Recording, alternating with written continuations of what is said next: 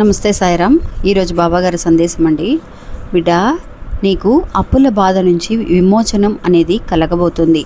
ఎన్నో రోజుల నుంచి బాధపడుతూ ఉన్నావు అప్పుల బాధలతో.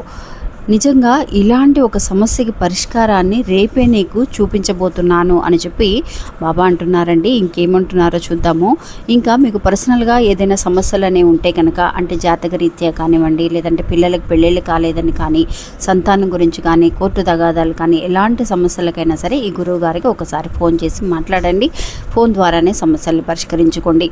అలాగే ఇంకా బాబా ఈరోజు అన్నట్టుగా అండి, అప్పుల బాధలు లేని వాళ్ళు ఎవరు లేరండి ఇప్పుడున్న రోజుల్లో. అందువల్ల ఏదో ఒక కారణంగా మనం అప్పు చేయవలసిన పరిస్థితి ఉంటుంది. అది కరెక్ట్ అయిన అప్పు అయితే కనుక, అంటే మనం అనవసరమైన ఖర్చులకు పోకుండా, అనవసరమైన ఆడంబరాలకు పోకుండా, నిజంగా నేను ఒక ముఖ్యమైన ఒక అవసరం కోసం అప్పు చేశాను బాబా, అలాంటి అప్పు నుంచి నేను బయటపడలేకపోతున్నానని బాధపడే ప్రతి ఒక్కరికి కూడా బాబా మనకి ఒక మంచి దారి చూపించబోతున్నారండి. అది కూడా రేపే, అంటే రేపు అమావాస్య అండి.